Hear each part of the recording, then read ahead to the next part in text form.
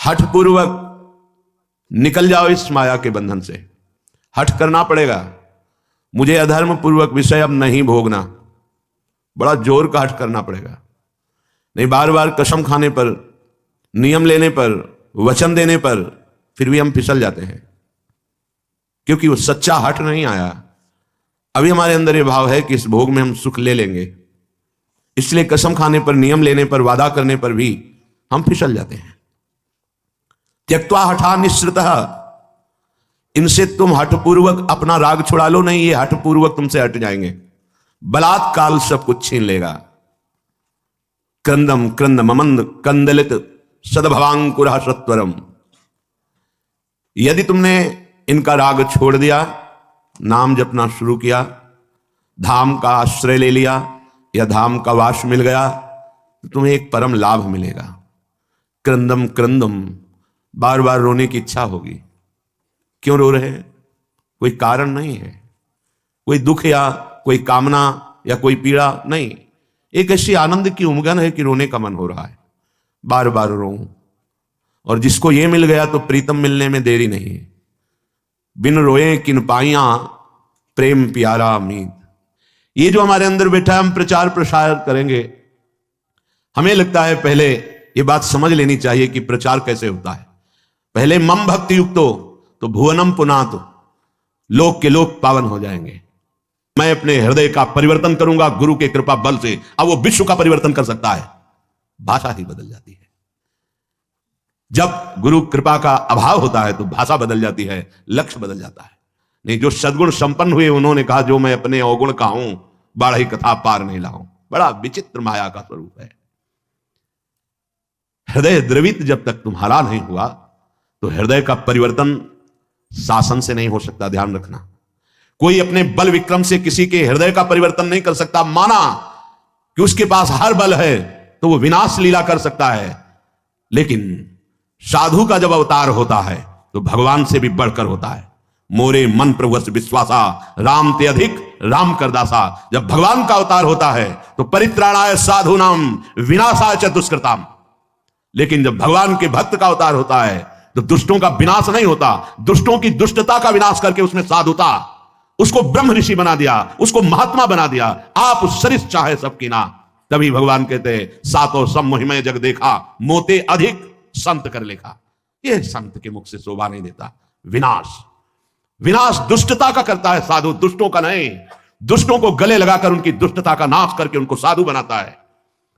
ये भगवान से जुड़े हुए चित्त वाले महाभागवतों के द्वारा जो जगत का मंगल होता है, वो बाहरी बातों से नहीं होता है, वो पार्टी बंदी से नहीं होता है। एक अकेला संपूर्ण लोक का पावन करने की सामर्थ्य रखता है।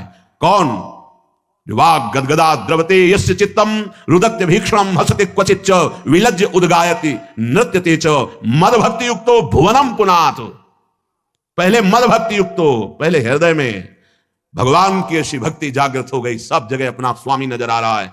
अब वो जहां बोलेगा, हृदय की ग्रंथ खोलेगा, जिससे मिलेगा उसके जीवन का परिवर्तन होगा, क्योंकि हृदय में वो वस्तु जागृत हो गई है। बचना चाहिए दूसरों के सुधार का ठेका जो हृदय में जागृत होता है, ये बचना चाहिए। जब आप प्रभु के हाथ के यंत्र बन जाएंगे तो बड़ा सा बड़ा कार्य ऐसे हो जाएगा। वो प्रभु जो मूकम करोति वाचालम पंगुम लंघयते गिरिम यत् कृपातम हम वंदे परमानंद माधवम। मूक हो वाचाल पंगु चहे गिरिवर गहन, जो एक कदम नहीं चल सकता वो पहाड़ लांग सकता है।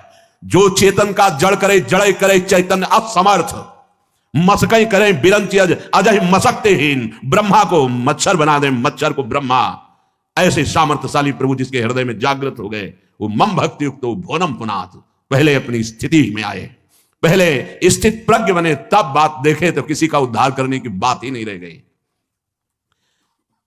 कीर्तन परायण, नाम जप परायण, लीला गायन परायण जो महाभागवत जन हैं, इनके द्वारा बिना संकल्प के स्वयं जगत का मंगल होता रहता है।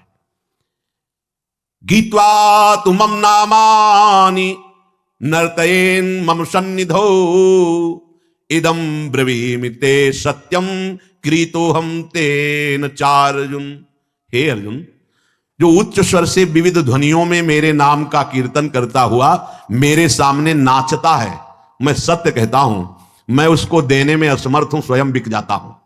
क्योंकि भगवान ऐसे प्रेमी को माया नहीं देते।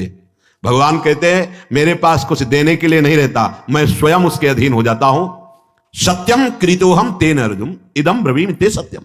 मैं सत्य कहता हूं कि मेरे पास कुछ उसके लिए देने को नहीं रहता है, अर्थात सर्वस्व दे देता हूं और स्वयं अधीन हो जाता हूं, जो मेरे नाम का कीर्तन करके मेरे सामने नाचता है। ये खिलवाड़ नहीं है जो आप करते हैं, ये मनोरंजन नहीं है, लोक रिझावा नहीं है, अपनी स्वामिनी जी के लिए है।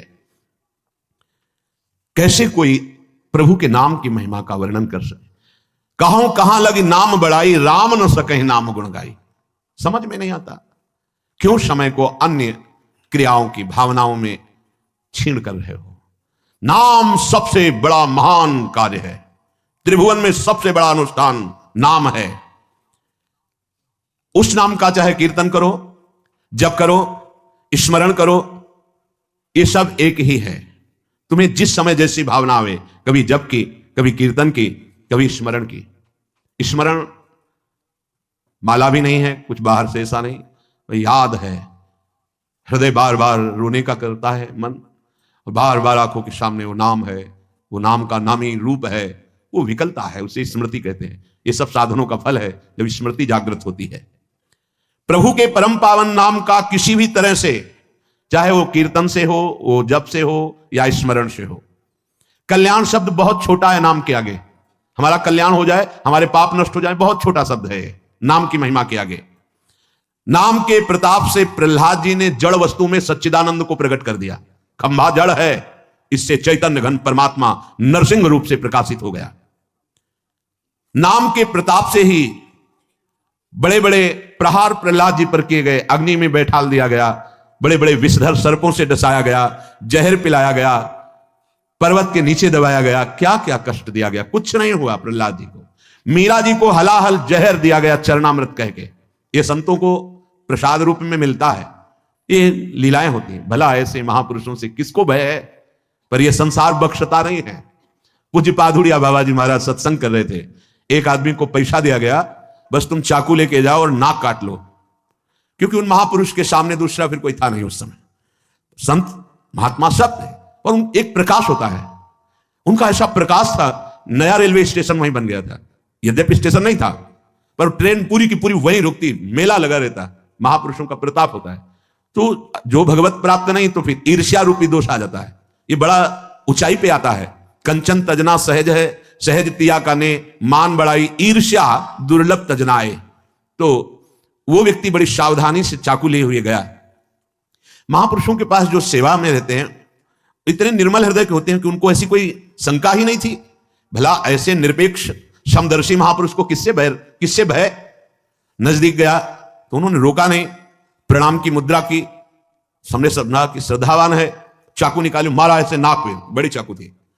अब वो तत्काल ऐसे हाथ पकड़ लिए, पकड़ते पकड़ते एक चावल भर वो नाक पे, रक्त का प्रवाह चल पड़ा तत्काल। वो इसे उसको मारने को बाबा ने कहा सबको हमारी शपथ है इसे मारा नहीं जाए। और गुफा थी, अभी है नीचे की तरफ, अंदर उनका वहां ले गए कि कहीं ये भीड़ मार न डाले उसको, एकांत में ले गए। तत्काल औषधि आदि के द्वारा रक्त स्राव बंद किया गया। बाबा ने पूछा भैया हमने कभी कुछ कटु वचन कहा क्या आपको? कभी हमने दुख दिया क्या आपको? आप क्यों इस शत्रुता का व्यवहार कर रहे? वो रो पड़ा। एक तो भयभीत था, दूसरा बाबा का प्यार देख करके रो पड़ा और कहा बाबा मेरी बुद्धि मारी गई थी, मैं हाथरस का हूं, मुझे इतना पैसा दिया गया है और इतना भी मिलेगा आपकी नाक काटने के लिए। बाबा ने कहा आप हाथरस के लिए, दो तीन जो निजी पार्षद थे कि तुम्हें शपथ है इसको कुछ बोलना भी नहीं, पैसा लो और हाथरस की गाड़ी में बैठा लो, जब ये सुरक्षित निकल जाए तब वापस आओ। ये संसार बड़ा कड़वा है, ये सदैव ऐसे महाभागवतों को कष्ट देता रहा है। अंततोगत्वा जो बाबा के जीवन की लीला बड़ी ही दर्दनाक हुई। 6-6 इंच गड़ासा खोपड़ी, कभी एक कटु वचन बोला हो बाबा ने, कभी ब्रह्म रूप ऐसे निरपेक्ष, तो ये कड़ुआ संसार, कभी प्रहलाद जी ने किसी को कड़ुआ शब्द बोला हो? कितना कष्ट। मीरा जी हलाहल जहर दिया गया, जब पूरी रात कीर्तन करते हो गए कुछ नहीं हुआ मीरा जी को, तो जहर देने वाले देवर को लगा कि हमें लगता है वैद्य मीरा पर कृपालु है, उसने जहर नहीं बनावटी जहर किया, बुलाया उस वैद्य को और उस कटोरे को जिसमें भेजा गया था धो के पिला दिया, तत्काल मर गया। तो उनको आश्चर्य हुआ कि मीरा